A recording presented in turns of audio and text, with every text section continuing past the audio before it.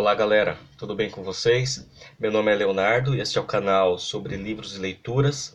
Se você ainda não é inscrito no canal, sua primeira vez por aqui, se inscreva no canal, acompanhe aí os próximos vídeos, deixe seus comentários, interaja, participe. Esse é um canal aberto aí a discussões, desde que tenha respeito e sejam proveitosas aí o assunto em questão.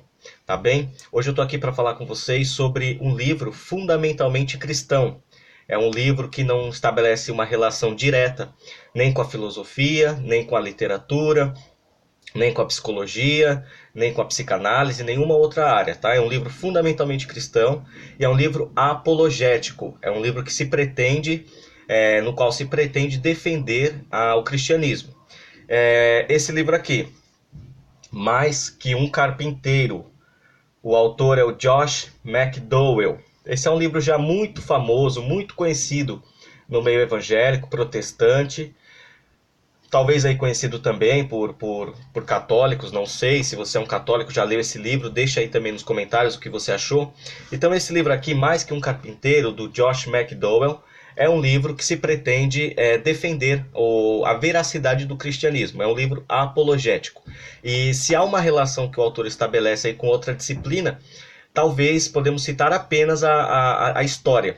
É um livro que dialoga muito com a história, tanto a história do cristianismo, quanto a história de Roma, no período em que o cristianismo surge, como também a presença do cristianismo durante esses mais de 2000 anos de história.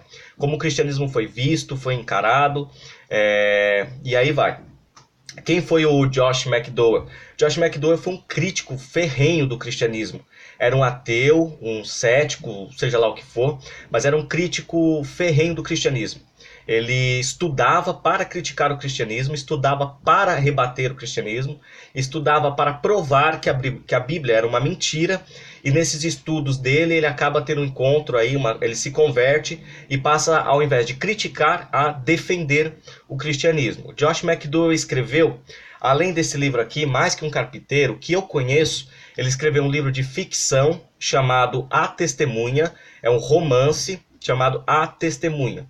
E escreveu também 2 outros livros que são famosíssimos em apologética cristã, tá? Que é o livro Evidências que Exigem um Veredito, e um outro livro se chama Mais Evidências que Exigem um Veredito.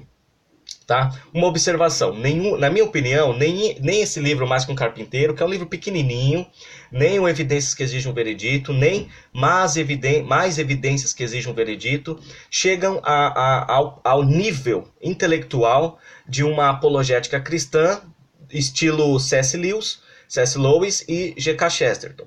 Tá? E também Timothy Keller, se considerarmos o livro A Fé na Era do Ceticismo. Nenhum desses livros aqui, nenhum dos livros do autor, tá?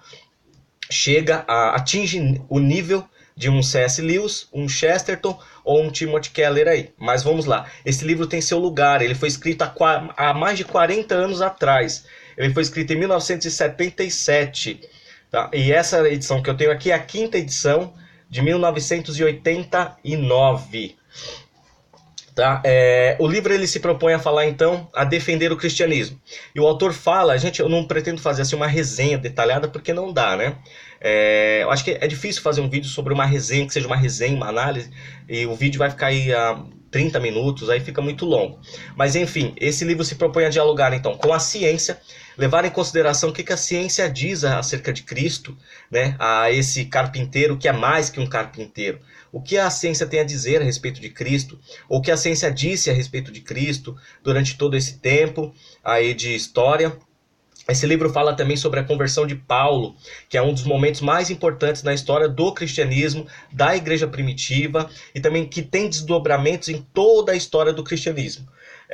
Esse livro também se propõe a falar sobre a validade dos escritos neotestamentários, né? Aqueles escritos do Novo Testamento que falam sobre Cristo, desde os evangelhos sinóticos, as epístolas de Paulo e as epístolas gerais, etc. Qual a validade desses textos, né? Podemos confiar nesses textos? O autor propõe a responder essa pergunta, partindo aí de observações da crítica histórica, da crítica textual, né, da alta crítica, baixa crítica, coisas aí muito estudadas em teologia. Esse livro se propõe também a falar sobre a ressurreição de Cristo e dialogar com as opiniões mais importantes acerca da ressurreição de Cristo. Se ele ressuscitou mesmo, se ele não ressuscitou, documentos que falam a respeito, negando ou aprovando. Então o autor Josh McDowell vai tratar então dessas questões, vai falar sobre as opiniões acerca disso. E ele traz assim observações maravilhosas sobre a ressurreição de Cristo, tanto dentro da Bíblia quanto fora da Bíblia. Como foi encarada a ressurreição de Cristo durante toda a história aí, do cristianismo. Há um capítulo que para mim é um dos mais sensacionais desse livro, que é o capítulo de número 9, que o autor fala sobre o cumprimento das profecias veterotestamentárias em Cristo. Isso eu acho assim extraordinário. O quanto tantas profecias se cumpriram em uma única pessoa, que é em Jesus. Eu achei isso sensacional, a forma com que o autor aponta o cumprimento das profecias do Antigo Testamento em Jesus. Sensacional. Outra coisa, o capítulo que para mim também assim, é de todos o mais sensacional, é o mais extraordinário, que é o capítulo de número 11.